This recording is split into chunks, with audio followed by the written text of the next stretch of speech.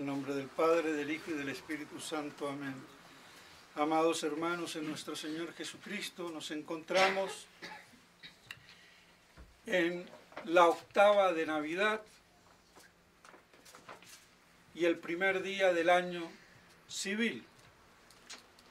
Y en esta octava de Navidad hay tres fiestas litúrgicas que están contenidas, que es la octava en sí misma, festejar a los 8 días o durante los 8 días de la octava y culmina con el día de hoy, y por eso la octava de Navidad, la maternidad divina de Nuestra Señora de Hípara, la Teutocos, la que parió a Dios, aunque decir parir suena hoy en día medio chocante, pero claro, no es chocante hablar de lesbis ni de gays, pero sí es chocante de decir que parió la de Hípara.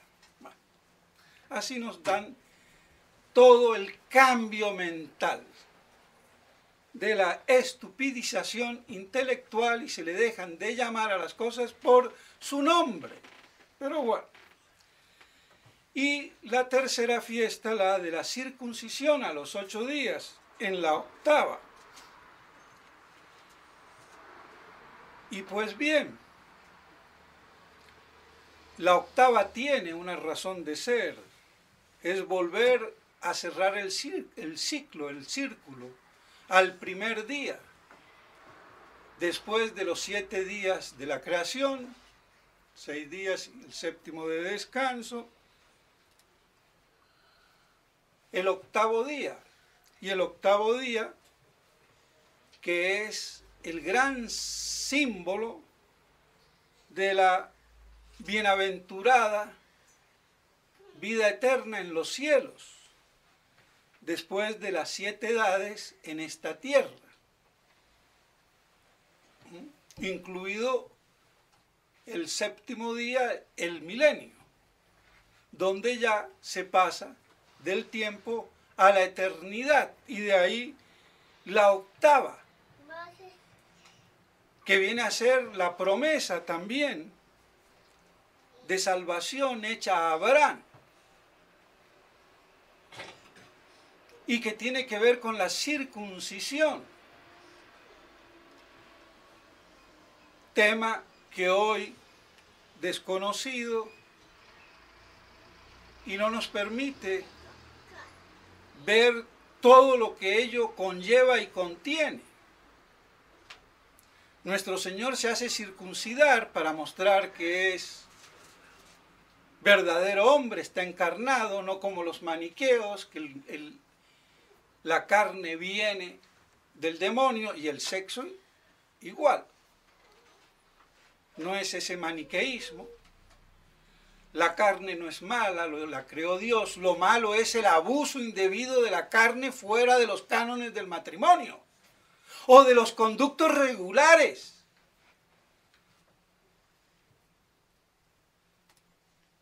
Porque eso de lesbianismo y homosexualismo, eso va contra la ley natural, es una aberración.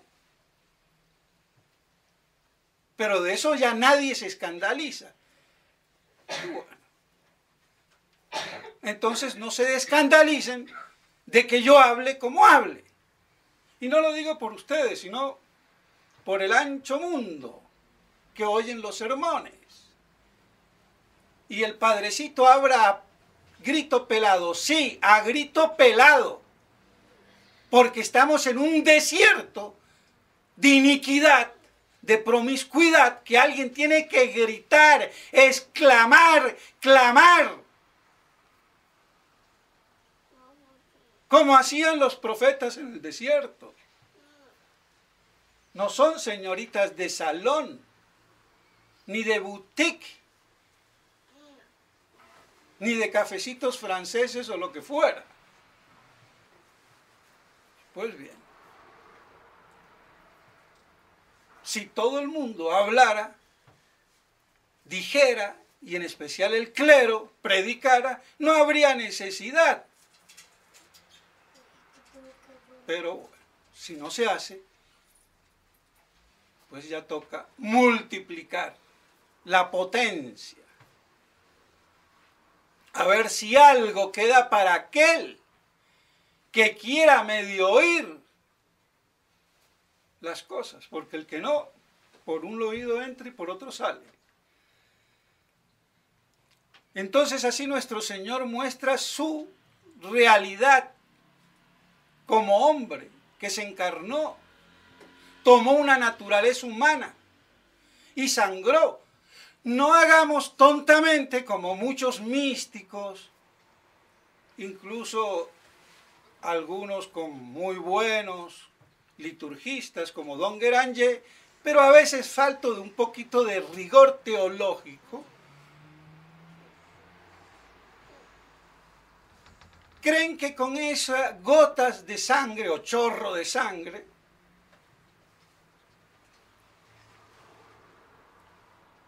hubiera bastado para la redención.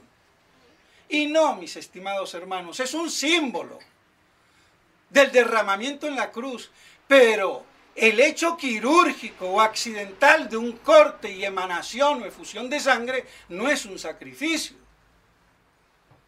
¿Cuántas veces uno no se corta o lo chuzan en el quirófano y eso no es ningún sacrificio?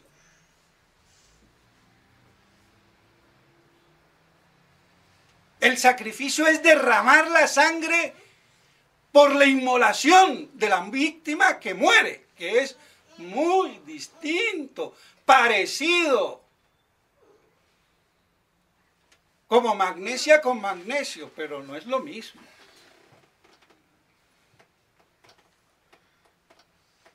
Es un símbolo, sí, una imagen, una figura.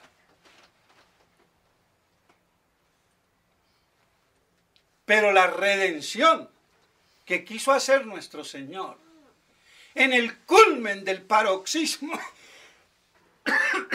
muriendo, derramando su sangre en la cruz, no tiene nada que ver con un corte accidental o quirúrgico como el de la circuncisión. Pero bueno, para eso da también un poco la mística medio sensiblera y la falta de rigor teológico. Y después, cuando hay que definir la sustancia o esencia del sacrificio del Calvario, nos vamos con el mismo simbolismo mistongo y alegórico y no sabemos en qué consiste el derramamiento o la efusión sacrificial de nuestro Señor en la cruz, que lo hace como víctima, inmolada y que muere. Entonces, saber distinguir. Y eso ayuda a la meditación. Por eso entonces nuestro Señor se circuncida. Y la otra es para mostrar que era del linaje de Abraham, hijo de Abraham, por la carne. ¿Y qué pasó con Abraham? ¿Quién es Abraham? El padre de todos los creyentes, circuncisos e incircuncisos, como dice la carta de San Pablo a los romanos.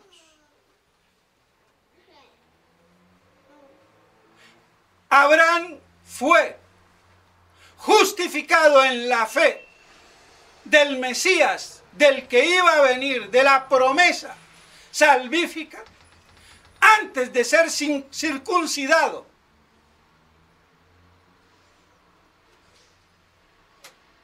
Le hizo un pacto, prometiéndole una gran descendencia, de donde saldrían reyes y pueblos, y padre de una gran nación, y le daba como también la tierra prometida de Canaán, o de Canaán. Y eso ya con 80 o 90 años, y su mujer estéril. Y Dios le dice que va a tener un hijo y que le va a poner por nombre Isaac. Y Sara se ríe como yo con 90 años o algo por ahí y voy a gustar todavía de los placeres carnales. Se rió. Por eso Isaac quiere decir risa. O se van a burlar de mí.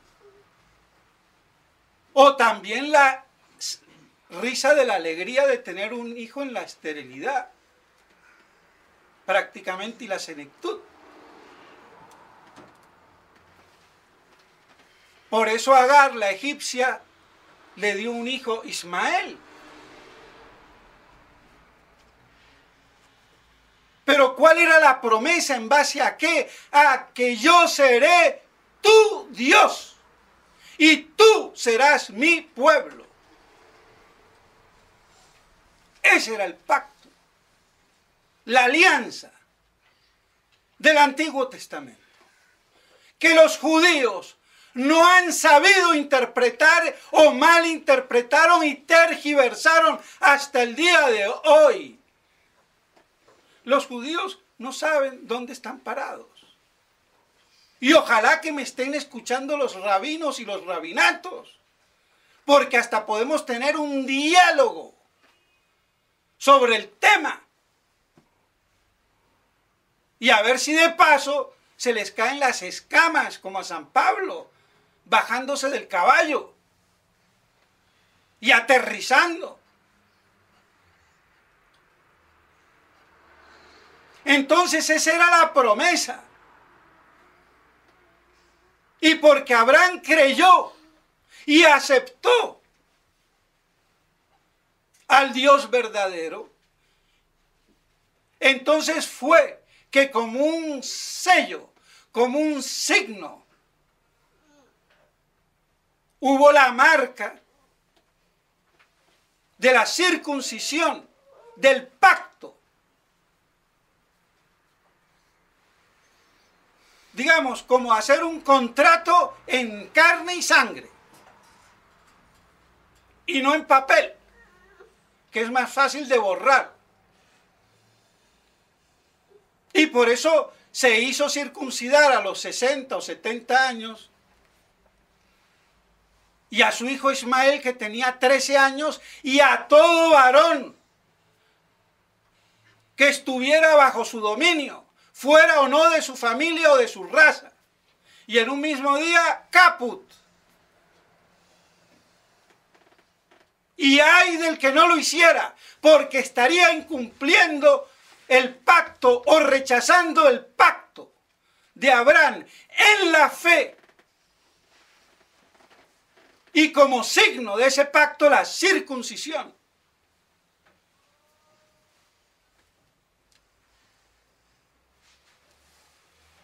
Los judíos se quedaron con el signo, con el sello carnal, sin la parte espiritual, la fe de Abraham, padre de todos los creyentes, circuncisos e incircuncisos. Y entonces, ¿cuál es la diferencia?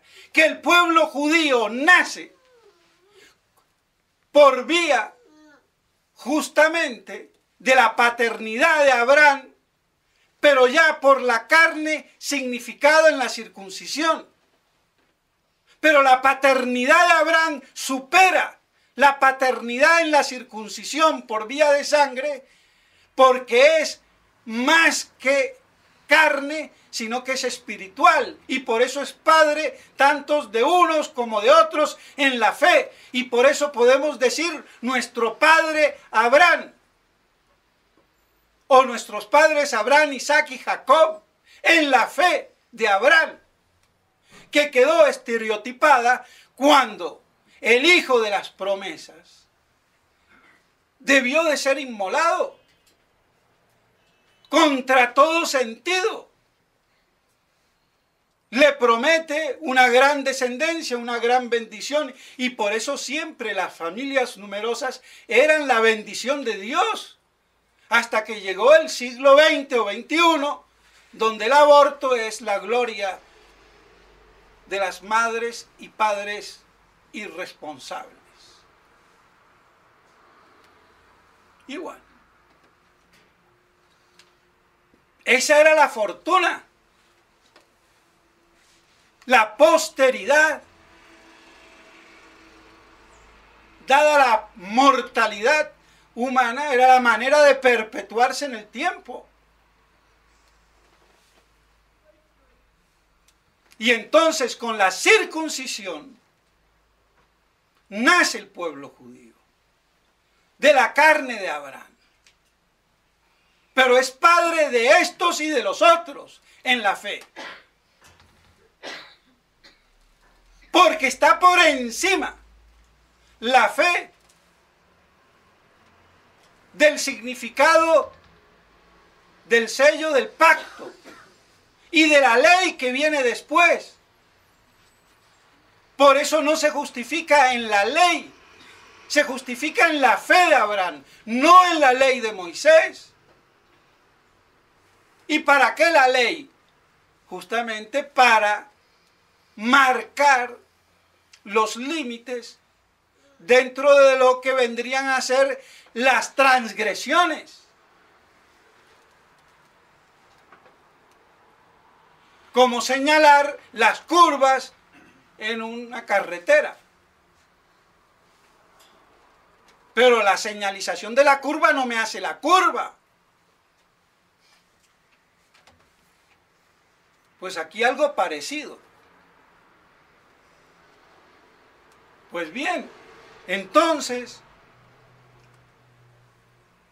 Abraham tenía una doble paternidad, si podíamos decir así, la espiritual universal de circuncisos e incircuncisos en la fe, del Mesías, y la paternidad carnal por vía de sangre a la del pueblo judío que iba a descender de él y que tenían como signo la circuncisión. Pero como sello del pacto, de ser el pueblo de Dios, de adorar al verdadero Dios, de lo cual los judíos se olvidaron. Como hoy, lo que se dice de Iglesia Católica, la nueva Iglesia postconciliar, se olvidó. Peor que los judíos. Se olvidó del pacto de sangre en la cruz. Y lo conculcan. Y se inventaron una nueva misa, un nuevo pacto, que ahora es la Pascua, aleluya, o chichanchayuya.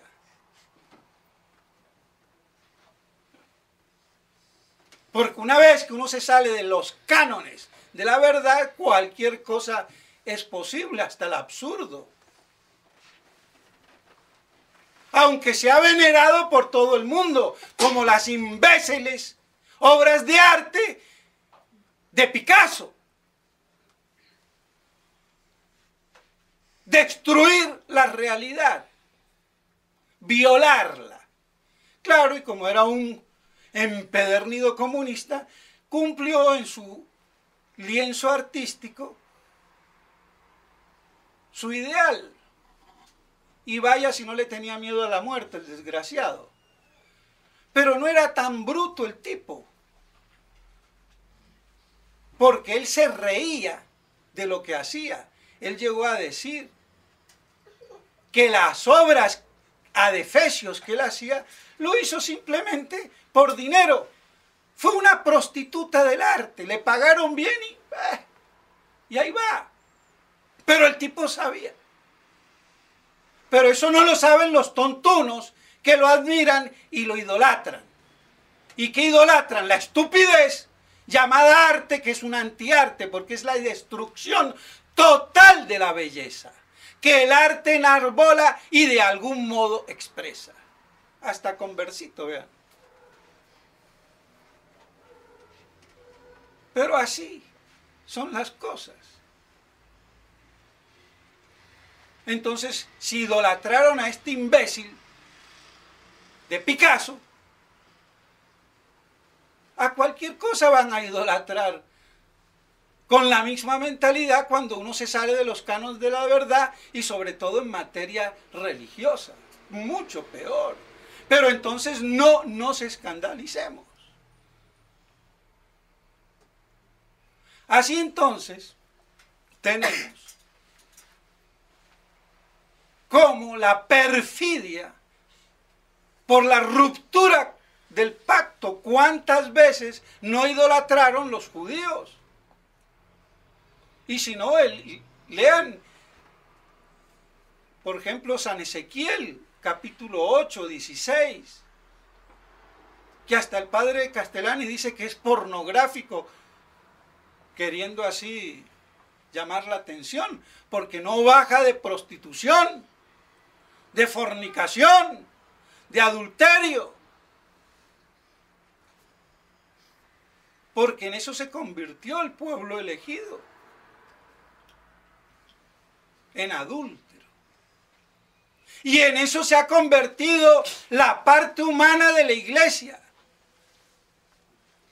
con toda su jerarquía oficial, en adúltera, en prostituta del Apocalipsis.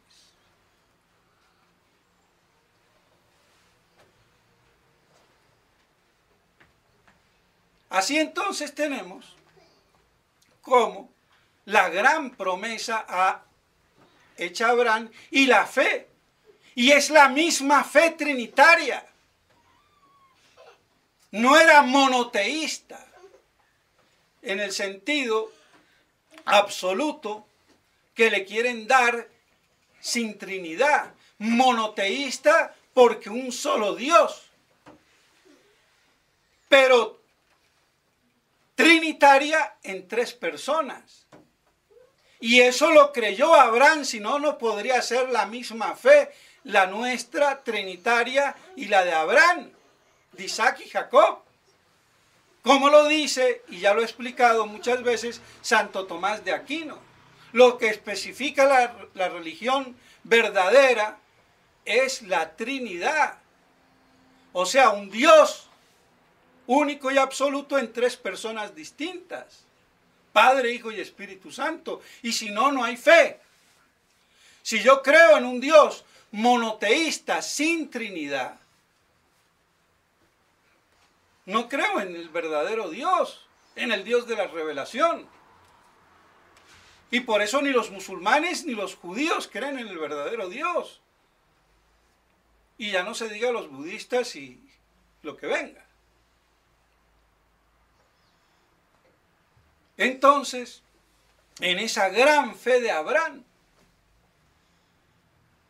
que creyó e hizo caso, iba a matar a su hijo en el que estaban todas sus complacencias y promesas. Y bueno, Dios lo ordena, yo lo hago. Y un ángel lo frenó. ¡Qué fe increíble! ¿Quién haría eso? Por eso el gran padre, gran patriarca, Abraham. Y padre de los creyentes, de todos los creyentes, sean circuncisos o incircuncisos, porque la promesa fue antes de la circuncisión. La circuncisión vino después, como arras, si se quiere, como legado, como sello, símbolo, significación del pacto con Dios que rompieron los judíos y que hoy rompe y corrompe la nueva iglesia posconciliar. Así que nada raro se haga de que esté judaizada la iglesia en su parte humana. La iglesia es divina en su institución, pero en su parte humana, pues ya vemos. Y también tiene partes divinas temporales, porque el papado, cardenalato y curato, por ejemplo, y jurisdicción, son de orden temporal, divino temporal. En el cielo no hay papas ni cardenales. Habrá sacerdotes por el sacramento y obispos. pero no va a haber cardenales ni papas, y mucho menos papanatas, esos se van al infierno. Para que queden bien las papitas asaditas.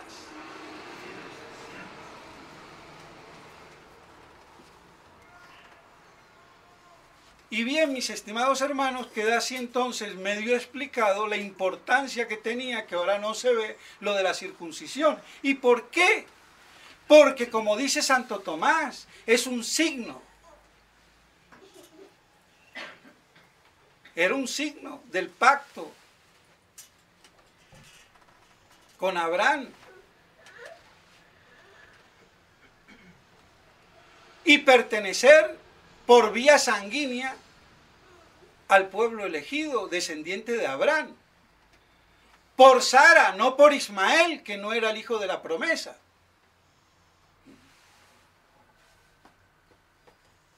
Para que sea remedio del pecado original, que se transmitía por vía de generación.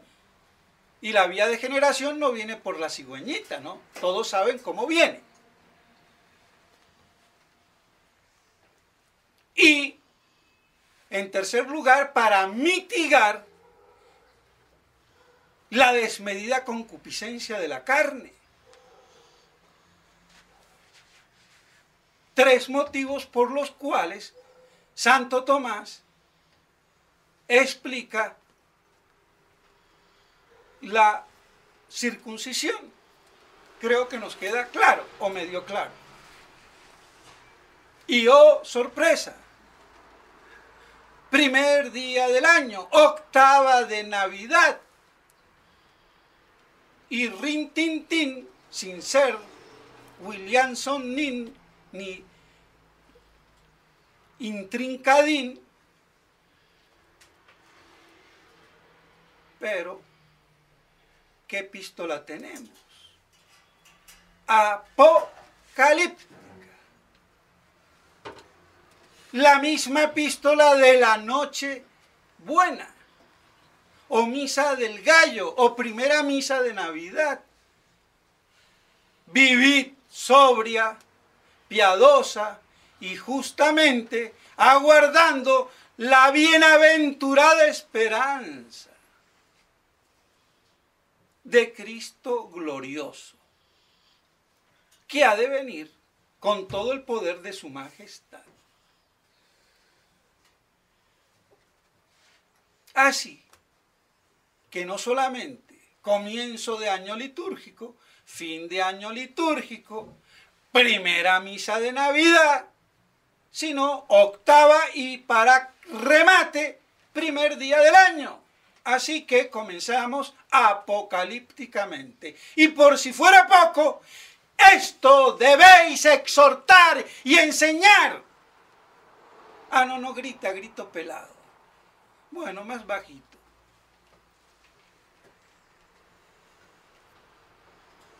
Y eso es lo que predican los hombres de iglesia, todo lo contrario.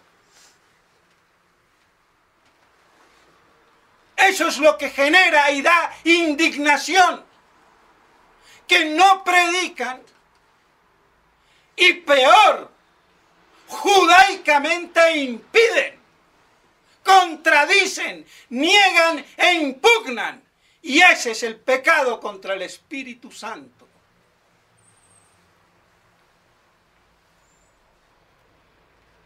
Impugnar la verdad conocida.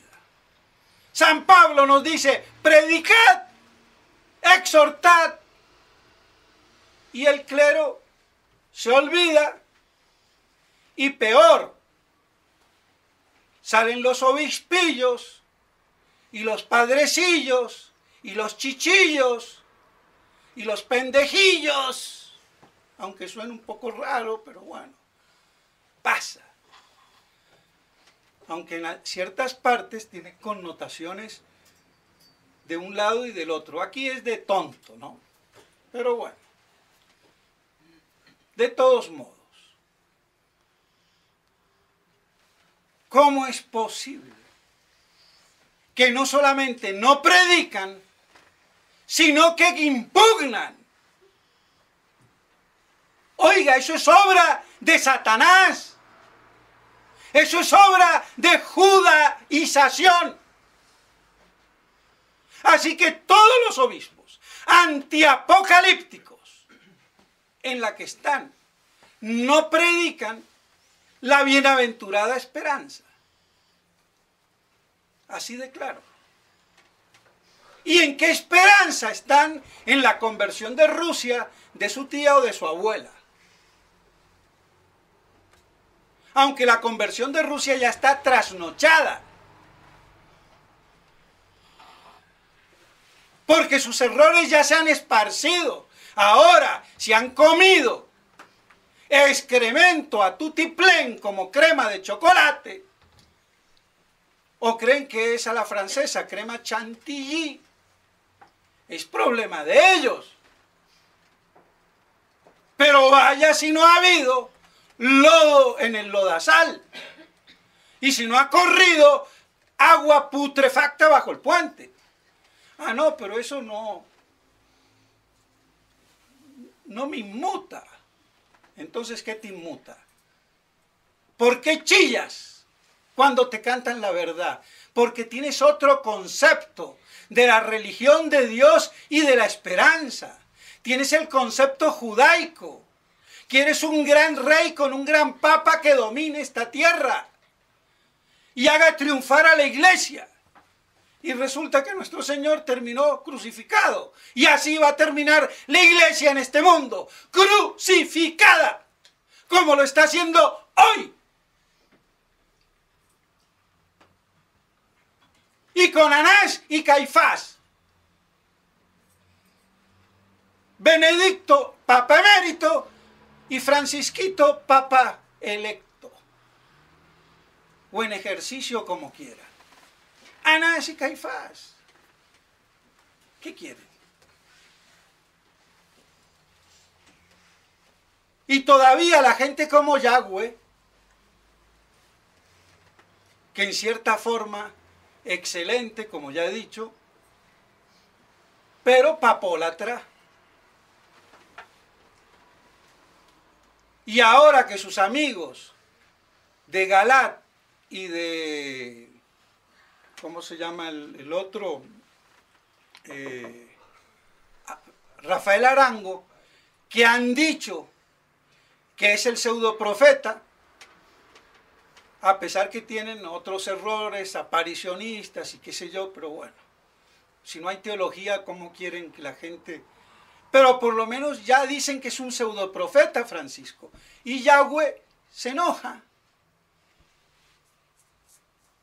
por su papolatría, y que Papa Mariano, y el tipo no se entera de que Francisco dijo claramente, urbi et orbi, que el Dios católico no existe. Y bueno, si el Dios católico no existe, ya lo dijiste todo. Dijiste la peor y magna herejía. No existe el Dios católico, Padre, Hijo y Espíritu Santo. Listo. Entonces tú no crees en el Dios de Abraham, ni de Isaac, ni de Jacob. Tú crees en el Dios de los judíos, que corrompieron la fe de Abraham, Isaac y Jacob, que es distinto. Y así como la corrompieron los judíos, los convierten estos judaizados, idiotas útiles. Así de claro. Pero el paralelismo, ahí está.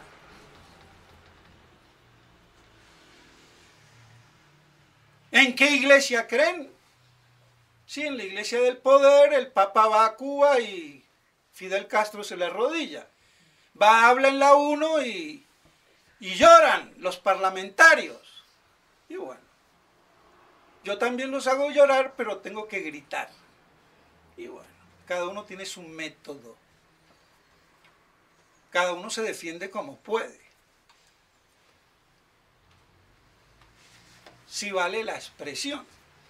Entonces, mis estimados hermanos, queda clarísimo cómo hay que mantenerse Y como la fiesta de hoy, de la octava, de la circuncisión y de la maternidad de Nuestra Señora reunidas en una sola, nos presentan la fe del gran patriarca Abraham, esa fe conculcada por los judíos y conculcada ahora por los modernistas, y de esperanza, Dios nos dice: vivid sobria, justa y piadosamente, no como bobitas quinceañeras de monjas o santas o vírgenes bobas, sino vírgenes santas inteligentes, sabias, sapientes, con luz de fe sobrenatural y con doctrina, doctas, aguardando la bienaventurada esperanza. Todo el programa del cristiano, y más en esta hora. Entonces, esto es lo que hay que enseñar, y que desgraciadamente ni en la fraternidad o neofraternidad, ni en los demás ámbitos extrafraternidad se predica esto. Ni un solo obispo conozco yo que predique estas cosas. Es gravísimo.